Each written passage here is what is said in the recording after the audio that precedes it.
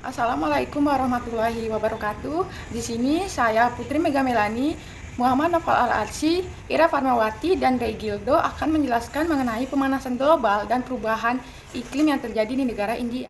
Salah satu kasus pemanasan global yaitu terjadi di India. Saat ini India sedang mengalami gelombang panas yang ekstrim dengan suhu mencapai 51 derajat Celcius di kota Palodi salah satunya. Nah, suhu udara tersebut menjadi rekor terpanas yang pernah terjadi di India sejak 122 tahun yang lalu. Kemudian gelombang panas ini juga sudah berlangsung sejak bulan Maret yang lalu. Hanafi selaku Kepala Fungsi Penerangan Sosial Budaya KBRI Delhi mengungkapkan bahwa biasanya suhu akan mencapai 45 derajat Celcius pada bulan Juni. Namun pada tahun 2022 ini datang lebih cepat. Kemudian gelombang panas ini disebabkan oleh faktor atmosfer setempat. Hal ini juga dikatakan oleh ilmuwan senior dari Badan Meteorologi India yaitu Naresh Kumar. Salah satu penyebab utamanya juga yaitu lemahnya gangguan dari arah barat sampai badai yang berasal dari area Laut Tengah yang mengakibatkan rendahnya curah hujan di bagian barat daya dan juga India Tengah.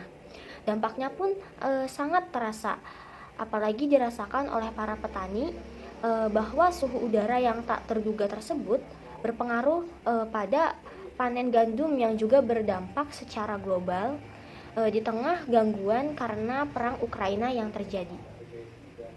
Nah, gelombang panas ini juga memicu tingginya permintaan listrik, menyebabkan mati listrik pada beberapa negara bagian di India.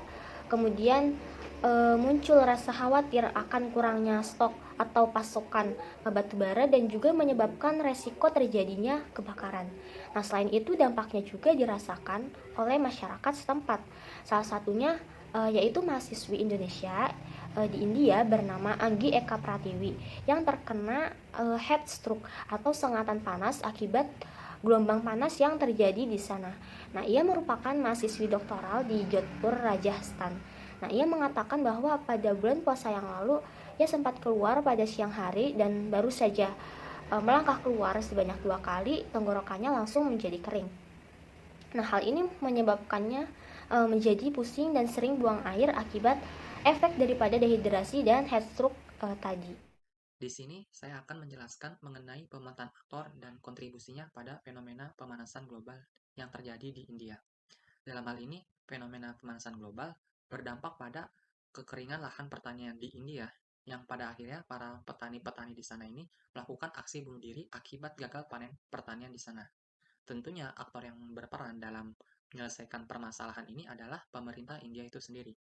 Akan tetapi, pemerintah India ini kurang maksimal dalam mengatasi permasalahan tersebut, sehingga para petani di sana melakukan aksi demonstrasi untuk menuntut pemerintah agar melakukan perbaikan saluran irigasi, kemudian pemberian subsidi, dan menaikkan harga hasil panen di sana.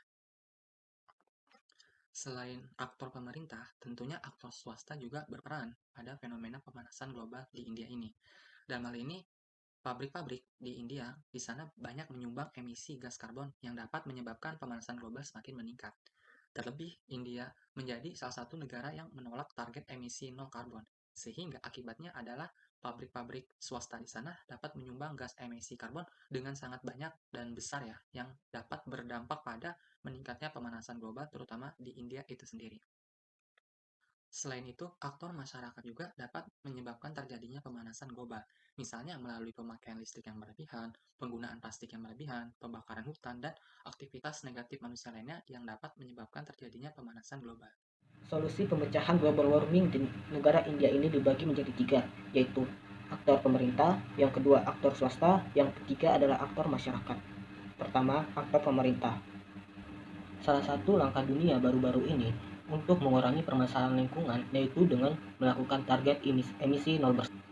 Topik ini terus menjadi perbincangan di dalam Climate Leader Summit pada April 2021 kemarin.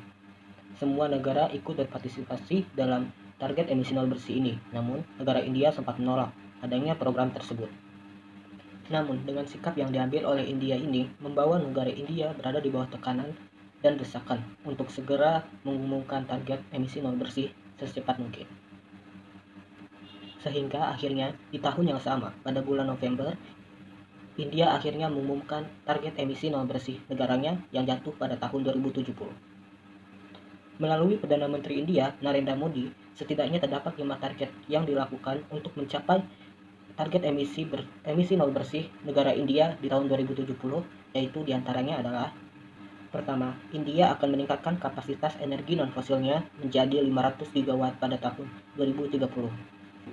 Kedua, India akan memenuhi setidaknya 50% dalam kebutuhan energi dari energi terbarukan pada tahun 2030. Ketiga, India akan mengurangi total emisi karbon yang diproyeksikan sebesar 1 miliar ton pada tahun 2030. Keempat, India akan mengurangi intensitas karbon ekonominya menjadi kurang dari 45%. Kelima, India akan mencapai target emisi nol bersih di tahun 2070. Kedua, aktor swasta. Komitmen industri adalah perhatian nyata bagi Central Pollution Control Board dan juga Kementerian Lingkungan Hidup yang ada di negara India. Salah satunya adalah tantangan terkait kepatuhan pabrik, dan juga sebagiannya itu disebabkan oleh kurangnya keterlibatan aktor swasta atau pabrik itu sendiri di dalam setiap programnya. Ketiga, aktor masyarakat.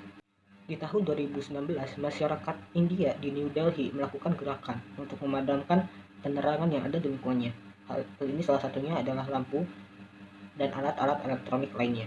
Hal ini dilakukan untuk memperingati Hari Earth Hour, yang mana mungkin gerakan ini bersifat seperti simbolik, namun ini dapat memberikan efek terhadap edukasi terkait perubahan iklim yang ada di sekitar mereka. Menurut berita Republika.co.id, emisi karbon di India apabila tidak ditangani akan menjadi gambaran masa depan bumi kita yang semakin rusak. Di India itu sendiri bisa terjadi 2 kali dalam 10 tahun atau 5 tahun sekali.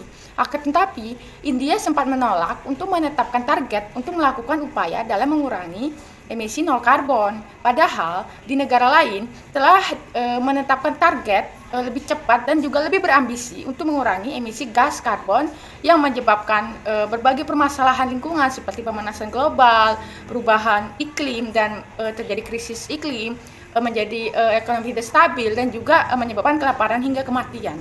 Akibat perubahan iklim dan pemanasan global tersebut menyebabkan India mengalami kemarau panjang, dan menurut berita dari kompas.com, negara India suhunya bisa mencapai 49 derajat hingga 51 derajat. Nah, sebelumnya ini telah terjadi dan kedepannya apabila tidak ditangani akan lebih parah dari tahun sebelumnya.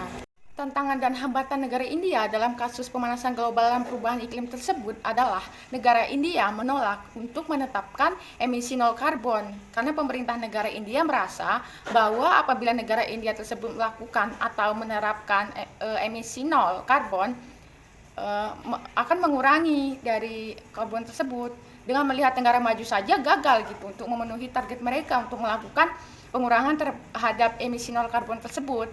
Negara India sendiri merupakan negara yang menghasilkan gas rumah kaca terbesar di dunia nomor 3 setelah negara Cina di posisi pertama dan juga negara Amerika di posisi kedua. Padahal di negara lain seperti negara Cina yang merupakan penyumbang terbesar gas rumah kaca menargetkan target di tahun 2060, dan juga urutan kedua penyumbang terbesar yaitu Amerika Serikat menargetkan di tahun 2050. Menurut informasi tersebut yang dilansir dari kompas.com, bahwa India bisa saja peduli terhadap pengurangan emisi karbon, akan tetapi untuk mengurangi emisi karbon tersebut membutuhkan dana yang besar dan juga teknologi yang mumpuni. Tetapi akan seperti yang kita ketahui bahwa India tersebut merupakan negara yang memiliki penduduk terbesar nomor 2 di dunia, dan juga menggunakan transportasi umum, itu menyebabkan banyak sekali gitu gas karbon dioksida yang dihasilkan, dan itu menjadi hambatan gitu bagi India itu sendiri. Lalu berita dari Republika.co.id pada November 2021 menyebutkan bahwa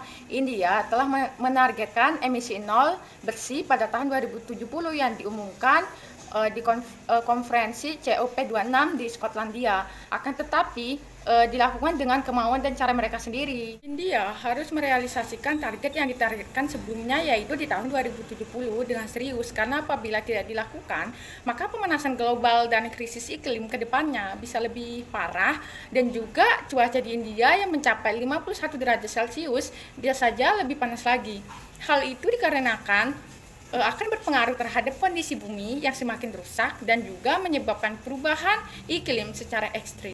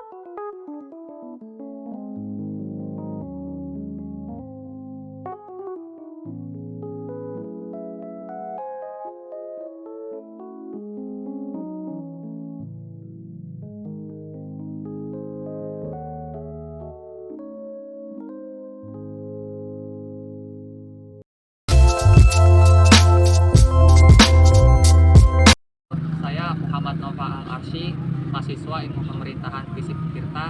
Di sini saya akan menanam pohon pucuk merah yang berlokasi di Perumahan Pesona Purba Praja, Kecamatan Cisoka, Kabupaten Tangerang pada hari Minggu tanggal 12 Juni 2022. Di sini saya menanam pohon pucuk merah bertujuan agar suatu saat nanti apabila pohon ini sudah besar maka akan membuat lingkungan sekitar sini menjadi lebih indah dan asri.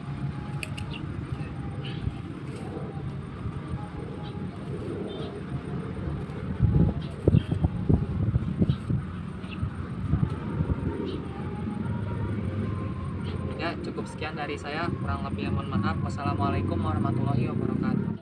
Nah, di sini saya akan menanam yang tanahnya kurang subur karena ya, jadi saya membawa media tanam humus.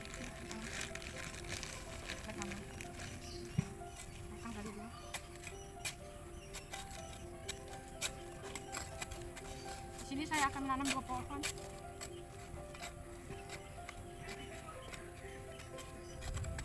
Yang pertama saya gali dulu.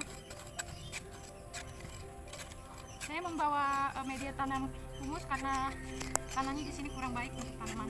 Jadi untuk menjaga nutrisi juga.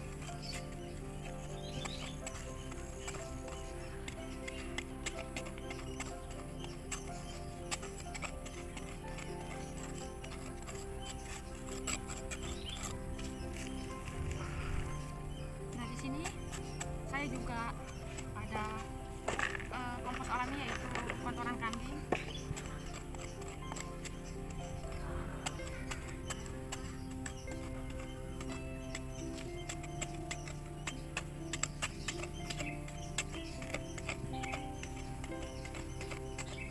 Kita harus menjaga lingkungan kita, setidaknya kita nanam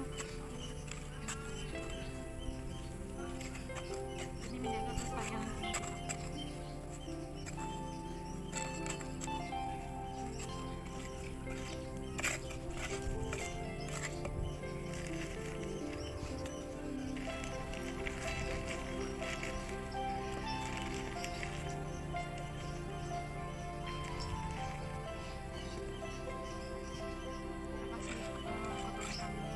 Karena merupakan pupuk alami yang bagus dan tidak merusak tanah. Halo teman-teman, di sini saya akan melakukan penyelamatan lingkungan. Salah satunya yaitu menanam pohon. Nah, di sini saya akan menanam pohon kucing. Nah, teman-teman kita menyiapkan bahan-bahan yang menanam pohon ini, yaitu ada tanaman yang kita kemudian alatnya, apa namanya, membuat lubang tanahnya ya, kemudian tanahnya, pupuknya juga, dan juga di sini saya kita saja kita melakukan praktik menanam pohon. Nah, masukkan tanamannya ke dalam lubang yang sudah kita buat, kemudian kita isi tanamannya dengan tanah dan juga pupuk. Nah, tanaman ini atau menanam pohon ini banyak sekali manfaat dan kegunaannya loh teman-teman. Nah, diantaranya yaitu mencegah terjadinya banjir, longsor, kemudian dapat memberikan udara yang sejuk bagi lingkungan sekitar, dan juga dapat membantu mengatasi pencemaran udara.